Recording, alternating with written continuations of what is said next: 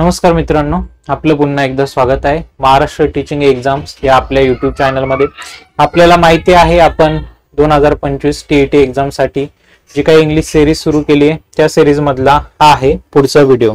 तर आता हा जो काही व्हिडिओ आहे हा टेन्स वरती असणार आहे।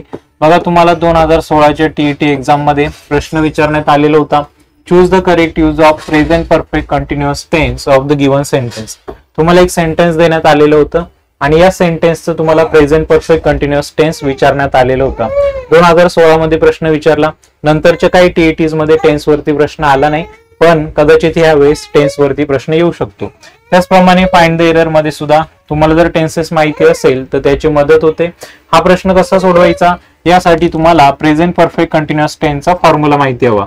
तर त्याचा फॉर्म्युला आहे बघा, सब्जेक्ट प्लस हॅव किंवा has plus been plus V1 plus ING plus object. Option मध्ये बघा हॅव हॅज पैकी काय दिसतंय आपल्याला, इथे आर आहे, इथे हॅड आहे, इथे हॅड आहे, म्हणून हे पहिलेही आपले 3 ऑप्शन नसणार आहे। आपलं उत्तर असणार आहे ऑप्शन क्रमांक 4। बघा, V आहे सब्जेक्ट, त्याच्यानंतर हॅव बीन, ट्राय आहे V1 आणि त्याला आहे ING आणि बाकीचं राहिलेलं आहे ऑब्जेक्ट। बघा, subject plus V1 plus ING plus object हा त्या ठिकाणी आपला प्रेझेंट परफेक्ट कंटिन्युअस टेन्स आहे। आता आपल्याला जे टेन्स आहेत 12 टेन्सेस इंग्लिश लँग्वेज मध्ये ते आणि त्याचे फॉर्म्युले माहिती हवेत, जेणेकरून आपल्याला कशाही प्रकारचा प्रश्न जर TET ला आला तर तो आपण त्या ठिकाणी टॅकल करू शकू। आता या व्हिडिओमध्ये आपण जे काही टेन्स आहे त्याचे 12 प्रकार बघणार आहोत। मुख्य बघा मित्रांनो, टेन्सचे 3 प्रकार आहेत, प्रेझेंट टेन्स, पास्ट टेन्स आणि फ्युचर टेन्स। प्रेझेंट, पास्ट आणि फ्युचर। आणि मग या 3 टेन्सचे परत 4 सब टाइप आहेत। जसं बघा, प्रेझेंट टेन्स मध्ये सिंपल प्रेझेंट टेन्स, त्याच्यानंतर बघा प्रेझेंट कंटिन्युअस टेन्स, त्याच्यानंतर प्रेझेंट परफेक्ट टेन्स आणि प्रेझेंट परफेक्ट कंटिन्युअस टेन्स। असे 4 प्रकार आपल्याला पास्ट मध्ये बघायला भेटतात, असे 4 प्रकार आपल्याला फ्युचर मध्ये बघायला भेटतात। सिंपल पास्ट टेन्स, त्याच्यानंतर past continuous tense, past perfect tense आणि पास्ट परफेक्ट कंटिन्युअस टेन्स। हे झाले 8 टेन्स। त्याच्यानंतर राहिलेले 4 बघा, सिंपल फ्युचर टेन्स, त्याच्यानंतर फ्युचर कंटिन्युअस टेन्स, त्याच्यानंतर फ्युचर परफेक्ट टेन्स आणि शेवटचा आहे फ्युचर परफेक्ट कंटिन्युअस टेन्स। असे 12 टेन्स आपल्याला इंग्लिश लँग्वेज मध्ये बघायला भेटतात। आता आपण हे जे काही टेन्सेस आहे याचं कंपॅरिझन करू आणि याचे फॉर्म्युले बघूयात।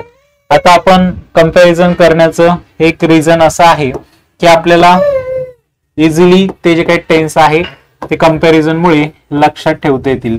3 कॉलम मी करतोय बघा, प्रेझेंट, पास्ट आणि फ्युचर। पहिला जो टेन्स आहे तो आपण बघूया, simple tense, simple present tense. याचा फॉर्म्युला बघा, subject plus V1 SES plus object.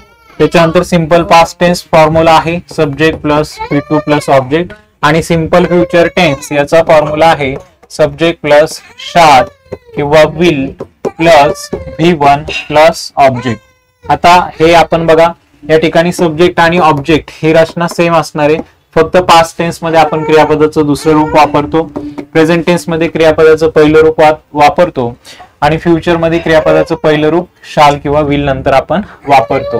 हा होता सिंपल टेन्स। पुढे आहे कंटिन्युअस टेन्स।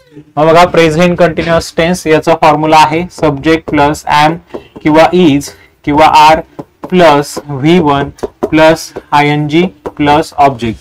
कंटिन्युअस टेन्स म्हणजे वर्बचा ING form, V1 plus ING form. आता असाच आपण फॉर्म्युला पास्ट टेन्स, पास्ट कंटिन्युअसचं बघूया, सब्जेक्ट प्लस वॉज किंवा were plus V1 plus ING plus object. बघा, एम इज आर ऐवजी फक्त या ठिकाणी आपण वॉज वरचा उपयोग केला। आता आपण बघू फ्युचर कंटिन्युअस टेन्सचा फॉर्म्युला, सब्जेक्ट प्लस शाल किंवा विल, त्याच्यानंतर be plus V1 plus ING plus object. हा झाला फ्युचर कंटिन्युअस टेन्स। बघा, हे जे काही स्ट्रक्चर आहे, subject V1 plus I N G plus object हे सेम असतं, फक्त तुमचे जे काही हेल्पिंग वर्ब आहे हे पास्ट कंटिन्युअस, प्रेझेंट कंटिन्युअस आणि फ्युचर कंटिन्युअस मध्ये बदलत असतात. त्याच्यानंतर आता पुढचं टेन्स आहे परफेक्ट टेन्स. आता आपण पहिल्यांदा बघू प्रेझेंट परफेक्ट टेन्स. फॉर्म्युला असतो बघा, सब्जेक्ट प्लस हॅव किंवा has plus V3 plus object. आता पास्ट टेन्स मध्ये या हॅव ऐवजी फक्त घ्यायचा had, subject plus had plus V3 plus object.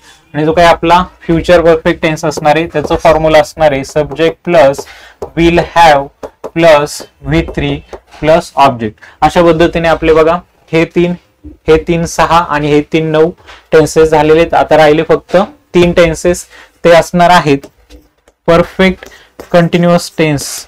जसं बघा प्रेझेंट परफेक्ट कंटिन्युअस टेन्स, याचा फॉर्म्युला आहे सब्जेक्ट प्लस हॅव किंवा has plus been plus V1 plus ING plus object. बघा हॅव हॅज त्याला फक्त आपण काय केलं, बीन ऍड केलं, वर्बचा ING फॉर्म घेतला कारण की कंटिन्युअस टेन्स आहे, परफेक्ट कंटिन्युअस टेन्स आहे.